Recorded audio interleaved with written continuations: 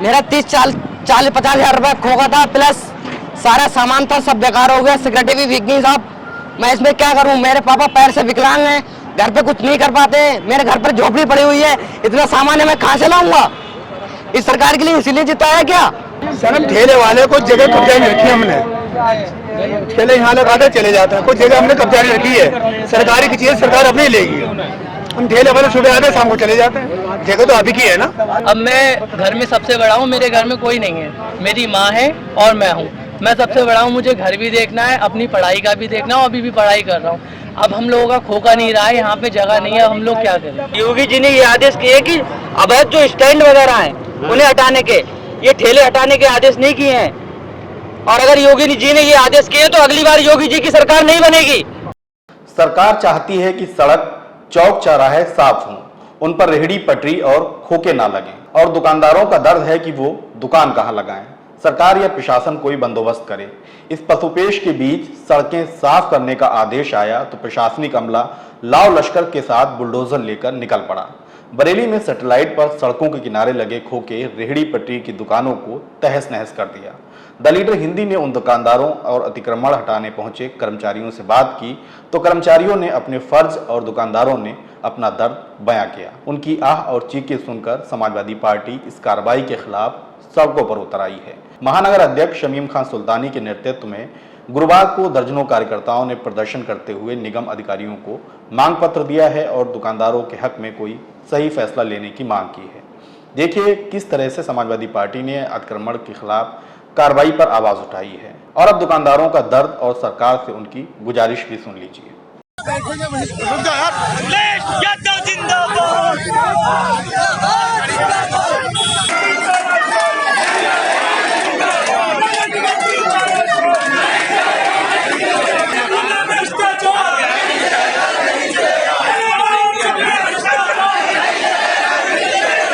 आपने देखा होगा पिछले कई वर्षों से स्मार्ट सिटी के नाम पर पूरे शहर को खोद के रख दिया।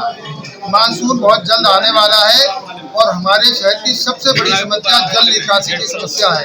आपने देखा होगा हल्की सी भी बारिश होती तो पूरा शहर जलमग्न हो जाता है। तो हमने नगर आयुक्त से कहा कि आपने जल निकासी की क्या व्यवस्था की है। साथ ही साथ सबसे अहम समस्या जो गरीबों, मजदूरों, मजलूमों को, ठेले फड़वालों को अतिक्रमण के नाम पर उजाड़ा जा रहा है, इसके लिए भी हमने मांग की है कि उन्हें उजाड़ने से पहले उनकी व्यवस्था की जाए, जिसकी वजह से वो अपने परिवार का पालन पोषण कर सके।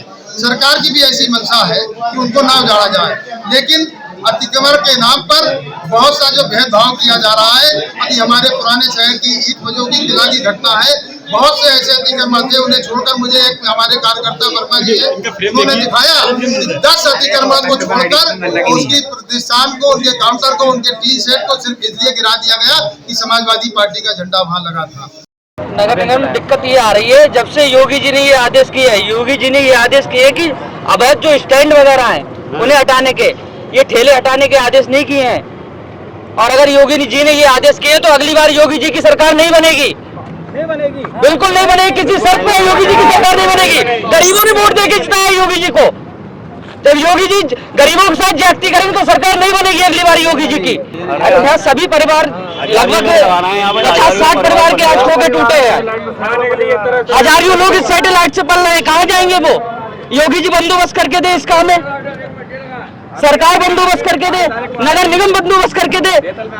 हम ये नहीं कहते, हम किराया देने को मना नहीं कर रहे हैं नगर निगम को, लेकिन हमें जगह तो दे, हम किराया देंगे उसे।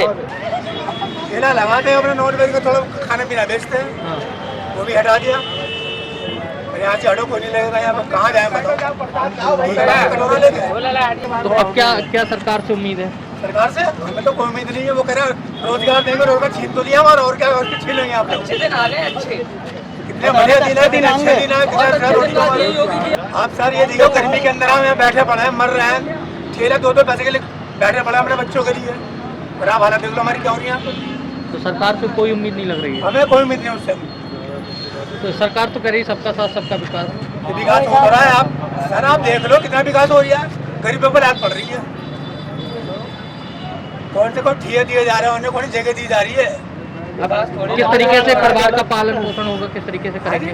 परिवार को किस तरीके से पालेंगे, आर्थिक स्थिति? पालन क्या करें, रिक्शा लेंगे 3 पहिया वाला और साइड होंगे और क्या करेंगे।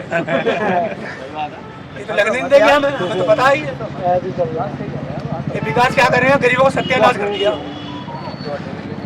सुबह 4 बजे मंडी जाते हैं, दुकान लगाते हैं, रात को 11 बजे घर में घुसते हैं, दोपहर में खड़े होते हैं। क्या करें हम। ये बेरोजगार हो गए हैं, ये क्राइम बढ़ेगा या घटेगा, आप बताइए। आप बढ़ेगा घटेगा? अभी गरीबी पर लात पड़ रही है, क्या पड़ रही है बताओ। हमारे मस्जिदी मुसलमान भी बोले, हमारे भाई हैं, हिंदू भाई हैं, सब पैसे लात पड़ी, क्राइम बढ़ेगा, क्या घटेगा ये बताओ मुझे आप। अब क्या करें, आप बैठे हुए हैं, आप मुझे बताओ। परिवार किस तरीके से चलाएंगे? परिवार रोजगार तो छिन गया आपका। रोजगार छिन गया हमारा। वो 2 किलो अनाज 2 किलो चावल दे दिया, लो जी गर्म पानी में वालो, खा लो उसको जाकर, बस ये दिया हमें। अब तो रोजगार भी नहीं हमारे पास। 3 लड़की है मेरे पास, अब कहाँ से उनको पालन पोषण करूँ। 1 लड़की मेरी BA करी है, कहाँ से पढ़ाई कराऊँ और कहाँ से लिखाई कराऊँ मैं उसको। सरकार तो कह रही है कि जो अतिक्रमण है जिन्होंने फैला रखा उन पर लगातार कार्रवाई। सर हम ठेले वाले कुछ जगह कब्जा नहीं रखी हमने, ठेले यहाँ लगाते चले जाते हैं, कुछ जगह हमने कब्जा नहीं रखी है। सरकारी की चीज सरकार अपनी लेगी, हम ठेले वाले सुबह आते शाम को चले जाते हैं। जगह तो अभी की है ना, चलती फिरती हमारी दुकान है। क्या माना जाए कि गरीबों को ही बुलडोजर चल रहा है या अमीरों पर भी कार्रवाई की जा रही है? हमें तो अमीरों पे अभी तक दिखाई नहीं दिया मुझे। आप देख लो सब ठेले वाले हैं यहाँ पे, आप कौन अमीर कौन से? सबके होटल है, ढाबे हैं, सबके हैं। हमारे क्या है यहाँ पे, ठेले वाले हम तो यहाँ बैठे। क्या नाम है तुम्हारा? मेरा नाम गौरव सक्सेना है।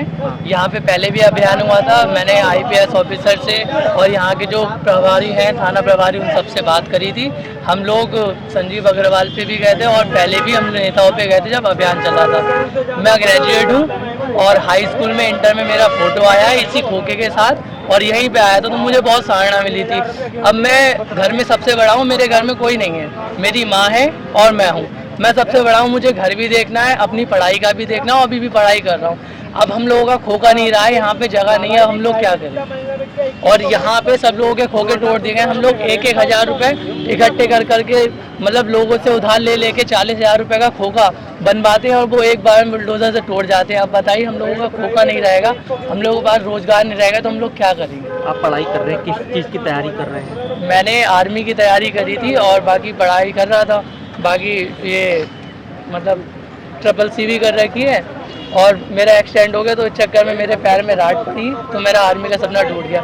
अब मैं खोखा चला रहा हूँ, खोखे के साथ साथ अपनी पढ़ाई भी देख रहा हूँ, लेकिन अब यहाँ पे खोखे नहीं लग रहे। अब हम लोग क्या करें, परिवार को किस तरीके से चलाएंगे? अब यही तो सवाल मैं पूछना चाहता हूँ। जो भी मुझे जितना भी बड़ा अधिकारी देखे उससे मैं पूछना चाहता हूँ, मैं डिग्री दिया हुआ बंदा क्या रिक्शा चलाऊँ, ई-रिक्शा चलाऊँ, क्या करूँ, मजदूरी करूँ? इसीलिए पढ़ाई कर रहे हैं हम लोग। और देश का विकास कैसे होगा? हम जैसे पढ़े लिखे अगर रोडों पे रिक्शा चलाएंगे तो हम लोगों का विकास होगा? कैसे विकास होगा हमारा?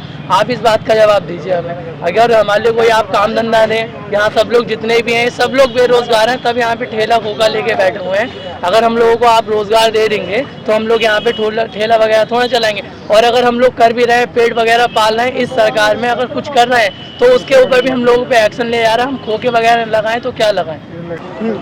मेरा 30-40-50 हज़ार रुपये खोखा था, प्लस सारा सामान था, सब बेकार हो गया, सिक्योरिटी भी बिक गई साहब। मैं इसमें क्या करूं? मेरे पापा पैर से विकलांग हैं, घर पे कुछ नहीं कर पाते, मेरे घर पर झोपड़ी पड़ी हुई है, इतना सामान है मैं कहाँ से लाऊंगा? इस सरकार के लिए इसीलिए जीता है क्या? आप बताइए, मेरा इतना सामान 40,000 रुपये का खोखा प्लस 40-50 हज़ार रुपये का मेरा माल सारा खराब हो गया। मेरे पापा पैर से विकलांग है, क्या कर सकता हूँ मैं? घर पर झोपड़ी पड़ी हुई है,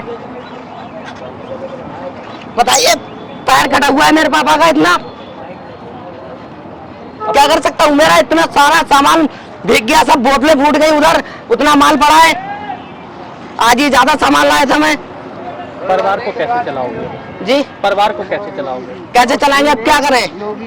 अब जो करना होगा भीख मांगेंगे और क्या, गुरुद्वारे बैठेंगे, मंदिरों पे बैठेंगे, फिर क्या कर सकते हैं इसके अलावा?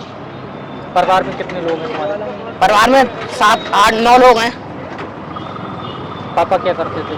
पापा पैर से विकलांग हैं, कभी कभी रिक्शा चला लेते हैं। अब तुम्हारे आगे सारी जी तुम ही चलाते हो परिवार को? मैं ही चलाता हूँ। अब तो ये सारा टूट गया तुम्हारा। टूट गया, क्या करूँ? मैं तो हटा रहा था, उन लोगों ने सब इस पे आकर बुलडोजर चला दिया, मैं क्या कर सकता हूँ? सारा सामान तोड़ दिया,